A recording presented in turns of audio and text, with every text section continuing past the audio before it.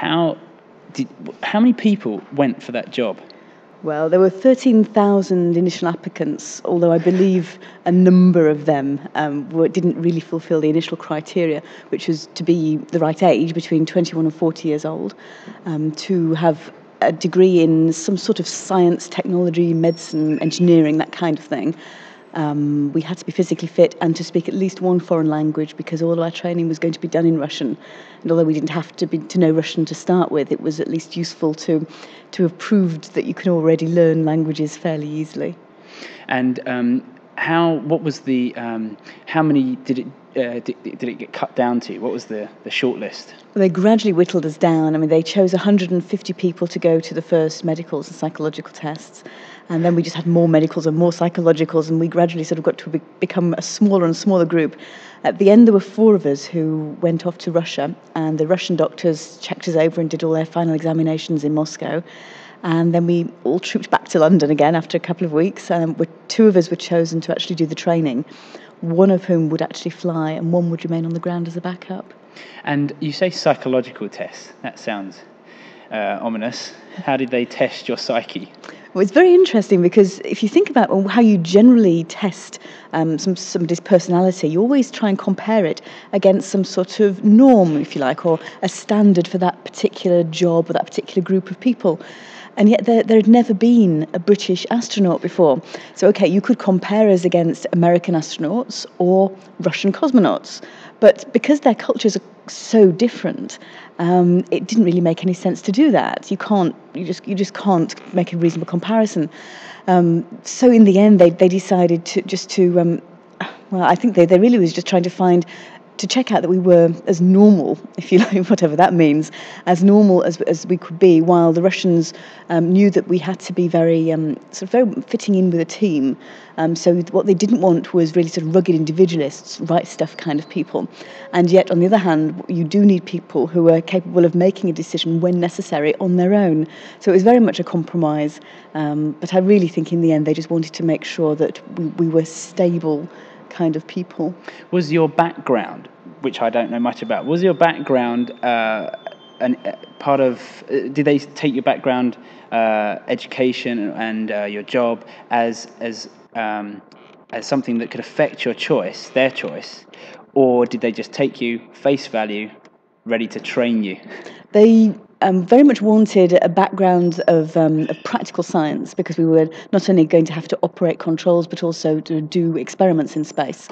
So that was important, and they wanted us to have sort of had jobs after university and some experience of working in teams of people doing that job, and some sort of show of how you work under pressure. It's a very sort of difficult thing to describe, but they really just wanted a good references in that respect.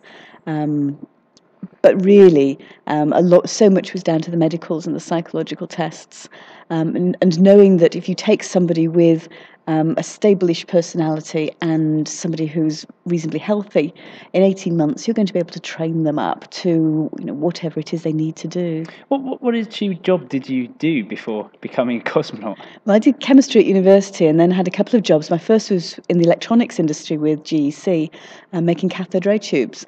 And being a chemist, my work was on the materials and the coatings that go on inside all of these vacuum tubes. And then I moved on to Mars Confectionery, where I was a research technologist for them. I started off on ice cream Mars, and I helped sort of develop that and get it into a large-scale production. I then moved into Mars Milk and ended up in the chocolate department. So it's a great kind of variety, and I really did enjoy that kind of practical working. Did you ever, as a child, want to be an astronaut? I never thought about it as a child, because it was just never possible for anybody from this country. I mean, I was 6 when Armstrong landed on the moon. So, I mean, we had to do Apollo projects at school, and you can imagine the kind of awful things that primary school teachers make kids do on these kind of stuff. And there was all this hype about it, and we didn't really understand what was going on. I remember one night, on the actual nights that Armstrong set foot on the moon, my father showed me these television pictures, and they were we only had a black and white TV anyway then, but so the fact that they were black and white didn't really make much difference, but they were fuzzy and hazy, not very well defined. And as far as I was concerned, it wasn't terribly important, So he dragged me out into the garden and pointed up at the moon, and he said, look, don't you understand? There's somebody on there. In fact, there are two people there at the moment, and they're walking on the moon. But when you're 6, the fact that the grass is green is wonderful and exciting and thrilling. And people walking on the moon was, well, fine.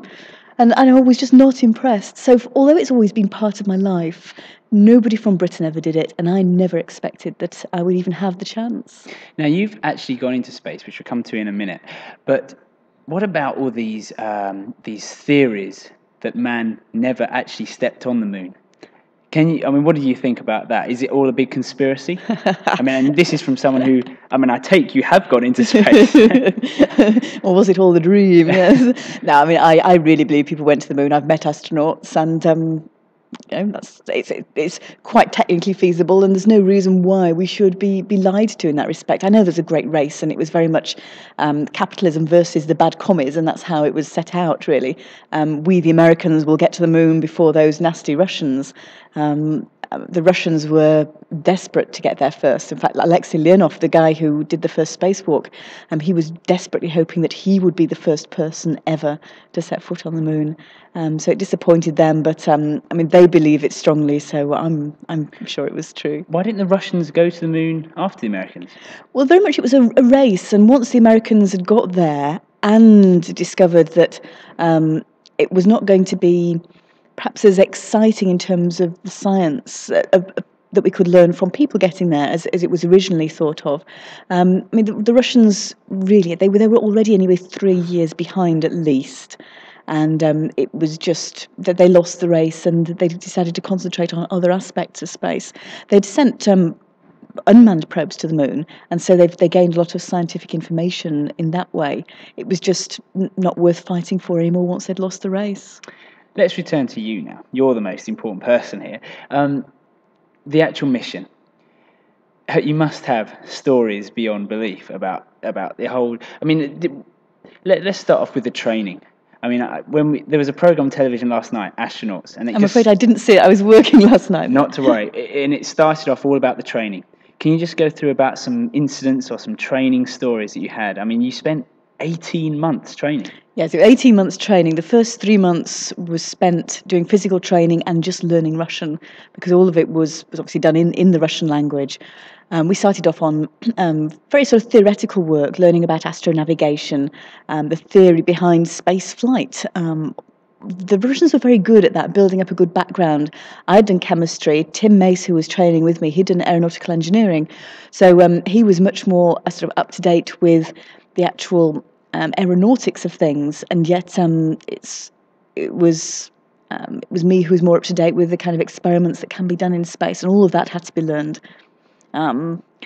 Trying to think what perhaps the most exciting part of the training, actually, and I think all astronauts agree, is the weightless training, where you fly a series of parabolic loops in an aeroplane, and as this aircraft is just literally falling down the other side of this loop, rather like going over a humpback bridge, it's exactly the same principle. Your stomach feels almost weightless in a car, and your whole body feels weightless as this aircraft is falling, because you're just falling inside it. This is the legendary vomit comet. That's right, yeah. The Americans nicknamed it the vomit comet, because when you can imagine all these sort of loops and loops, if you have any susceptibility to motion sickness at all, you do actually throw up in this thing. Yeah. Did you suffer? I don't, and I'm very lucky, actually. I've never really been motion sick. I'm not seasick, I'm not car sick, and that was one of the reasons the Russians selected both myself and Tim to do the training, was on this basis of not really being terribly motion sick. If you're motion sick on Earth, you're more likely to be space sick when you actually start to feel weightless for a long time.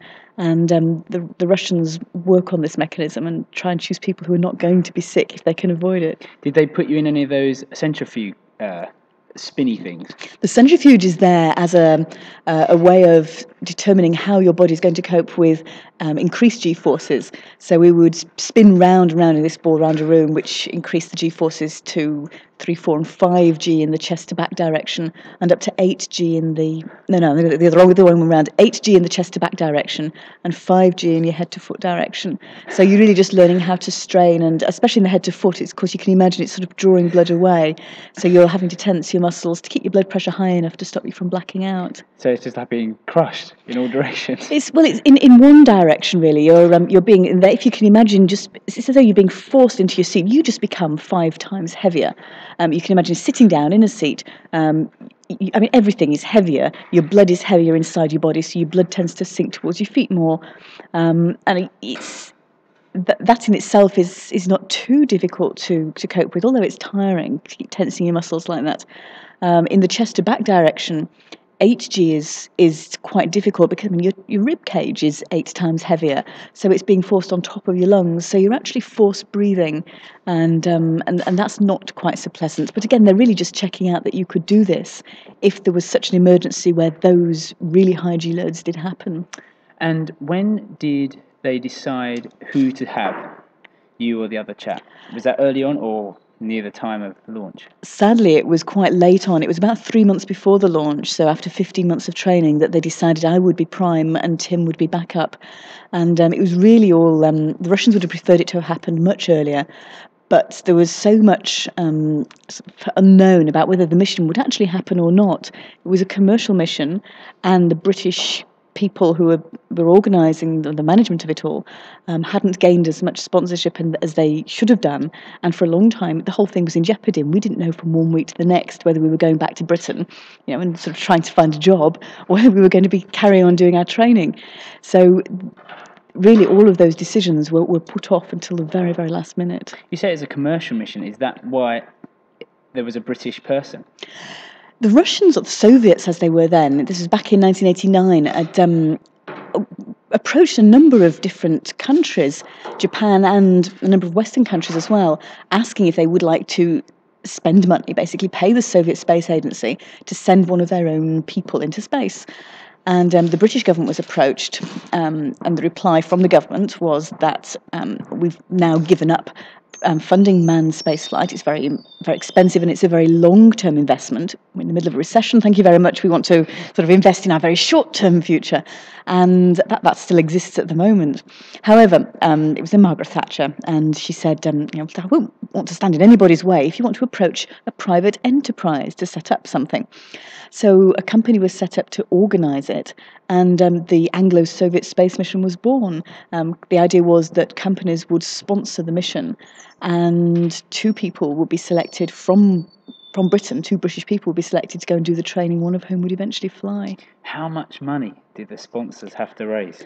Well, how much money initially was asked was something like, I think it was something horrendous, like £16,000, of which £16 million, I do beg your pardon, 16,000 is quite reasonable, isn't it? £16 million, of which something like $5 million was going to be given to the Soviets, and the rest was to do with the development of the experiments and the whole organisation, the management structure, and the PR of the whole thing. In the end, nothing like that was ever raised, and a new agreement was made with the Soviets. How much money changed hands to this day, I don't know. Right. Now, the mission itself. Let's go through it. What actual space vehicle were you in? Was it like a shuttle? It's more like the original Apollo Apollo launch vehicles, if you like, but of course on top of a much smaller rocket. We weren't going to the moon. We were only going 200 miles high. They call it a Soyuz craft. So you've got this little Soyuz transport vehicle on top of a Soyuz booster rocket. And it's in that three people sit. You've got a commander and an engineer and the researcher. I was going to be the researcher. And the 3 of you launch in this rocket. You orbit the Earth for 2 days, and eventually you can dock onto the space station. And I spent then 6 days on board that space station. We met there a couple of people who'd already been in space for 6 months. And I was really just there for this crew changeover. So I came back down with these 2 people who'd been up there for a few months already. And I left behind my crew for them to do their jobs. And then they would come back down after a few months when the next crew arrived. What was takeoff like? The launch is, and it is exciting, and it's the culmination in many respects of. I mean, you spent 18 months preparing for this, so you know it back to front. You know what to do in almost every eventuality. You know what the other crew members will be thinking of if something particular happens, because you're very much in tune with them. It only lasts for 9 minutes in total, and it's very lumpy and bumpy because you've got different rocket stages, 3 altogether. And as the first 2 fire simultaneously at the beginning, as you're using up fuel, of course, the rocket itself is getting lighter, so the acceleration increases. But then as you jettison the outside boosters, which is what we call the first rocket stage, you feel that. You feel them being pushed away, so you're not accelerating quite as much in that split second. The central core continues to burn, and then when that's used up of fuel, you jettison that. And then for probably about half a second, perhaps not quite that long, but it feels quite a long time, you're not accelerating at all. And you're now starting to decelerate and fall back to Earth until the third stage kicks in. So it's this not a gradual, smooth build-up, but it's this lumpy bumpiness, about 3.5 G maximum during the launch. So not too much crushing. Not too much crushing, and it's all in this chest to back direction, which is the easiest way to cope. You can imagine sitting on a chair as you would do normally, but perhaps with your knees rather more hunched up towards your chest and your head just slightly raised, sort of above the line of your back, and then all of this spun backwards by 90 degrees, so you're almost lying down with your knees bent up. I mean, it's the easiest way. Blood is pulled towards your back, not away from your brain towards your feet. And your seat is moulded to fit you. So again, you're just being forced into this nice, comfy mould. And then how long to orbit? Well, 9 minutes in total is all that the launch took. When you jettison this final rocket stage, that is when you are, if you like, in orbit. About 200, that's not quite 200 miles high at this stage. There are still a few extra miles to go. So we have some boosters still on board the Soyuz craft, now separated from the original rocket, that will eventually make us get exactly where we need to be. I mean, I still find this pretty incredible. I mean, you're zooming around at almost 18,000 miles an hour, and you're going to dock onto another spacecraft that's doing exactly the same thing, 18,000 miles an hour, just going round and round the Earth, and you manage to get exactly where you need to be, dock onto it at exactly the right time, and it's, of course, relative speeds are very, very small, but I still find it incredible that we have that kind of technology. So what did you do for the first 2 days? The first 2 days is, there's not a lot of work to do. Most of my experiments were to be done actually on board the space station. It's so a question of getting used to feeling weightless, doing some things, particularly some of the biological experiments that had to be maintained while we were on our way, and really operating the spacecraft more than anything else. So it was as much I wasn't the pilot, but it was much a sort of a getting on with the controls job, making sure that your spacesuit was dried out, because of course you get very hot during the launch, and that gets very sweaty, and you have to make sure that that's dried, otherwise it goes mouldy. There's different checks that you need to make. Are your solar panels absorbing as much energy as you hope, because that's your only method of topping up the power in your batteries. A whole host of things that just need to be continually monitored, and particularly, of course, all the life support systems. And in that first 2 days, what was the feeling of real weightlessness like? It's the most natural, relaxing feeling you could ever imagine. And I think the nearest I've ever experienced on Earth is in a swimming pool, when you just lie on top of the water and just relax, and you're there on your back floating. And that's almost there. And of course, the water's keeping you buoyant. You're not feeling weightless in a swimming pool. But that's as near as I can imagine. I mean, it's easy because every time you move, even your little finger, your brain is getting signals that your finger weighs nothing. So it's very easy to get used to it. You can't imagine what it feels like to have weight anymore. You don't sit down, you don't stand up. I mean, you never feel the pressure of the floor beneath your feet, and you don't need to. And you very quickly realise that actually, although we've lived with gravity for a long time, and we've adapted a lot of our lives to it, there's also an awful lot more you can do if you don't have it. It's rather nice. And then the next 6 days, how did you dock with the space station? We had a bit of a problem docking onto the space station because it should have been all done automatically. We lost the control of one of our antennae. We think it had been damaged somehow during the launch as we released the sort of a fairing that covers the whole of the rocket to protect you from the atmosphere. Anyway, we eventually realised something was wrong. took over manual control of the spacecraft. And that's quite a strange thing. I mean, you've done this in the simulator hundreds of times. Of course you have. But you never... I mean, in the simulator, it was only an exam that you'd fail if you got it wrong. Suddenly now you know that if you get this wrong, you could jeopardise not only the lives of the two people on board the space station, but I mean, you could damage your spacecraft sufficiently so that nobody ever comes back to Earth. And it all suddenly becomes terribly meaningful. And you have your own jobs to do. And I had a periscopic television camera to operate so that my commander could actually see where he was going. And the engineer was working out what information we could rely on and feeding that back to the commander. And he literally had some manual controls, very much like very, very simple sort of computer game controls, and he was just going up a bit and down a bit, left a bit and right a bit, and we made contact, a bit more of a bump than we'd hoped for, but it didn't damage anything, and everybody was fine. Were the two on the space station pleased to see you? They were delighted, because of course they'd seen nobody else for 6 months. They'd only had each other for company, and they'd been able to talk on the radio down to mission control, but they were looking forward to our arrival anyway. And coupled with this bit of added excitement, if you like, that they could do nothing about. All they could do was to give us that moral support and say, look, it looks fine, keep going, you're doing brilliant, because it was my commander's first time in space, you see. it was all this moral support, and of course the feeling that you get when you actually do open the hatch and see them for real is wonderful. And in the next 6 days, what experiments did you do? My experiments were, in the end, Russian experiments, because the British side of the whole mission had financially failed. But as a scientist, I think you're keen to do experiments for any country. It would have been nice to have done some more British ones, for me being a Brit. But in the end, it's going to be used for the benefit of everybody. But there were things that the Russians could do, therefore, to show off really to the rest of the world what they can do in space. So it was a whole sort of gamut of biological, medical experiments, physical experiments. I did experiments on my body, looking at how my blood was adapting to weightlessness, for instance. I grew some wheat seedlings, potato roots, that I could then bring back to Earth, and by slicing them, the biologists could analyse really how the cells had been duplicating in weightlessness. Looking at chlorophyll and how, therefore, green leaves and green plants might eventually live in space. And one of these days, we hope to be able to grow vegetables. We've never yet managed it, and we don't understand why. So it's a whole host of things. I think probably my favourite one was looking at some very thin films of ceramic oxides, and we had to put these onto a stand and then put these outside of the space station, and we have a small hatch that we can use as an airlock. So we could sort of put these outside the space station for a few hours, bring them back, and then look at how the radiation of space and the vacuum had affected these.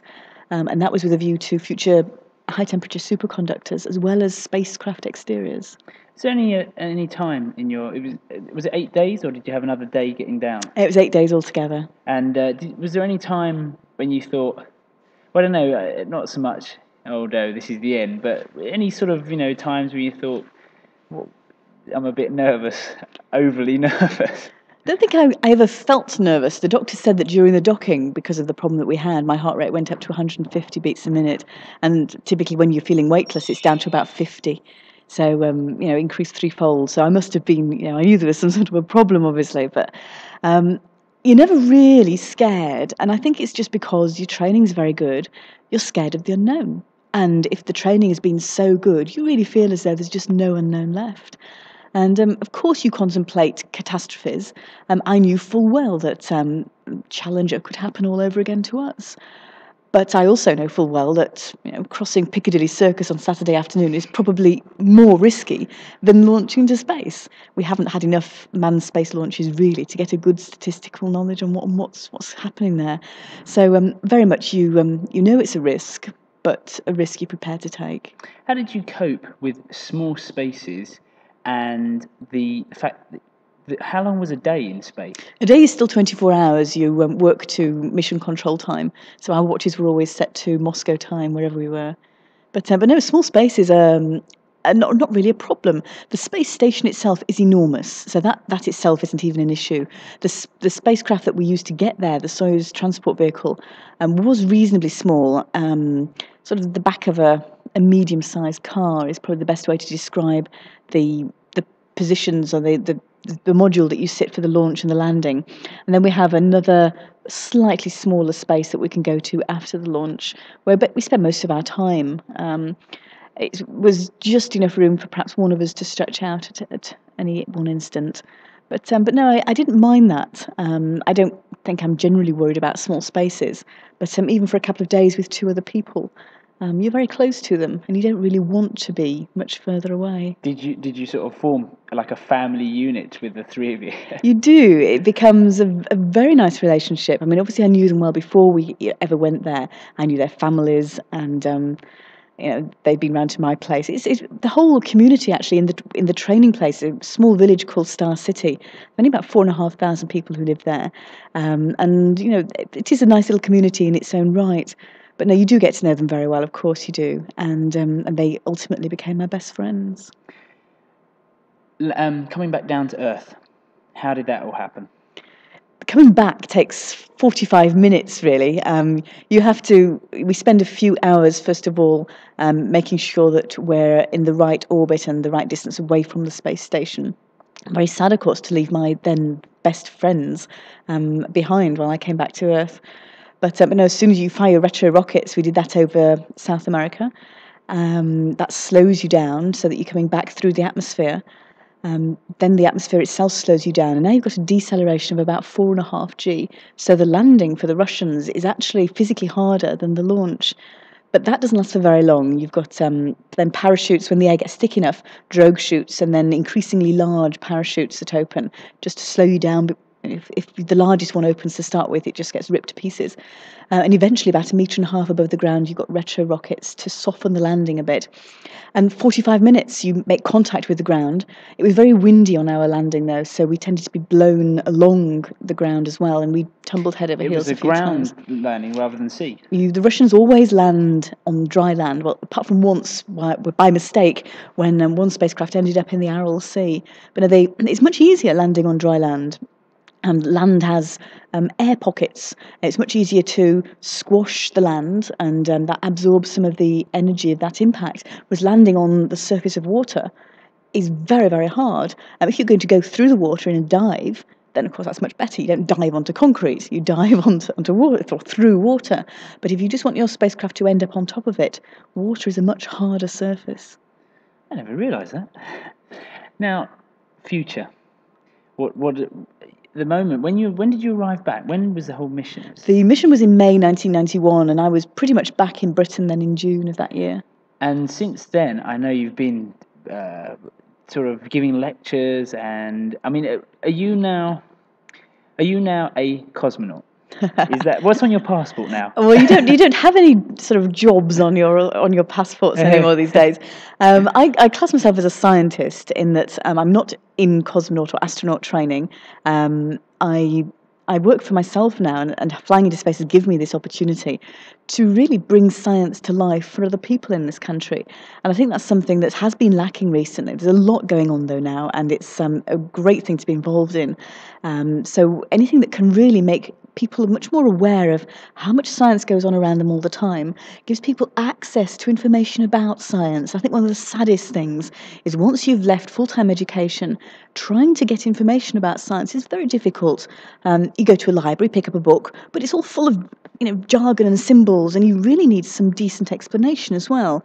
You can go to a museum, but sometimes, unless you've got a really good hands-on science centre, museums aren't really terribly explanatory of the actual science that's going on. So there's a lot to be done there, and people do like to know, and people enjoy finding out. Have you ever thought of actually sort of being a presenter on Tomorrow's World or something like that? Have you been approached? I have done some work for Tomorrow's World, and I've done some broadcasting generally, and I've just finished a week, which is a great fun actually, doing the John Dunn show on Radio 2 in the evenings. But no, I mean, I've presented for BBC Schools 32 programmes now called Seeing Through Science. And there's a lot you can do on radio, on television, which makes science come to life in a different way than perhaps giving a lecture or demonstrating your science in a different way. Where do you think science in Britain's going? I think science in Britain is going much more commercial at the moment. And while that in itself is not a bad thing, I think it's wrong that we're losing a lot of our very fundamental science, a lot of the fundamental research that does need to go on for our long-term future. This is what doing experiments in space is all about. It's long-term, it's pure science. It's nothing that's going to be used necessarily next year or even next decade, but it's increasing our knowledge base.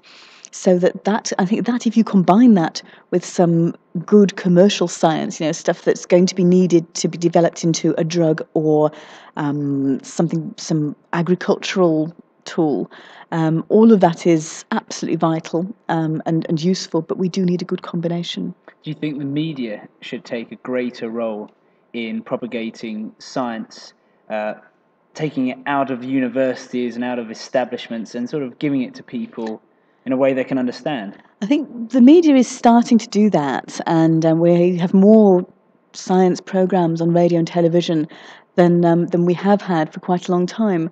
I think what the media, if it's an awful word, but what a lot of the producers, especially television producers, don't understand is that there's a lot more intelligence out in the big wide world than they seem to give credit for.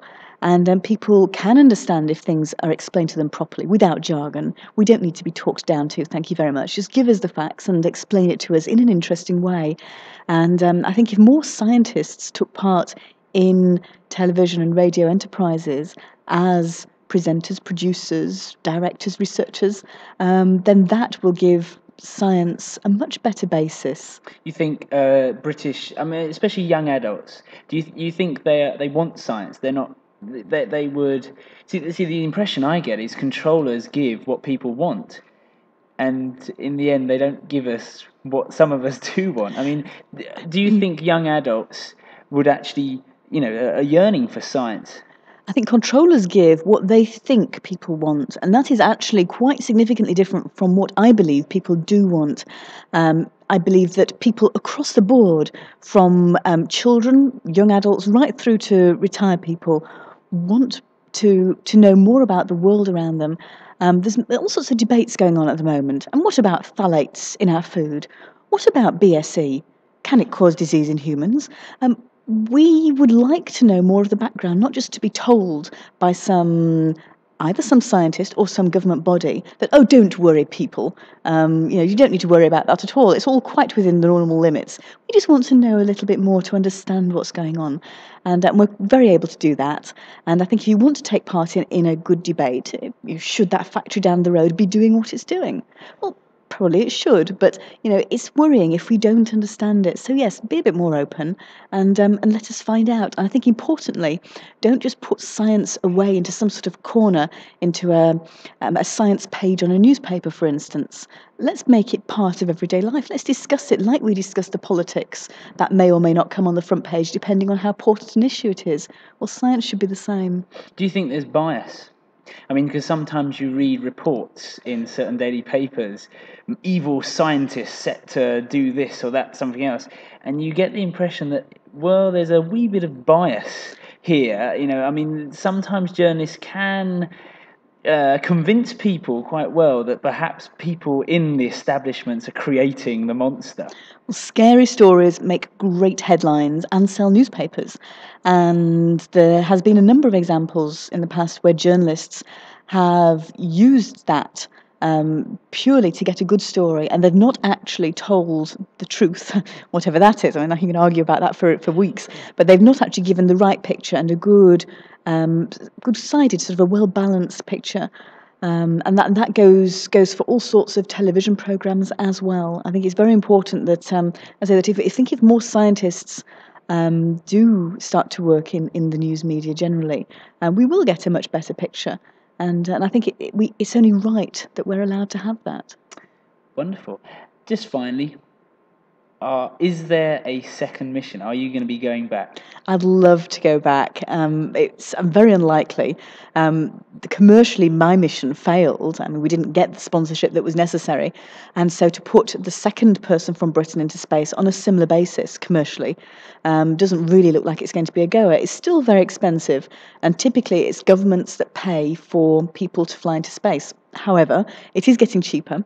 And also the British government, I think once we are properly out of this recession that they've been telling us about for the last few years, we are actually coming out of. But no, once they've decided that yes, we can now afford to start investing again in our longer term future.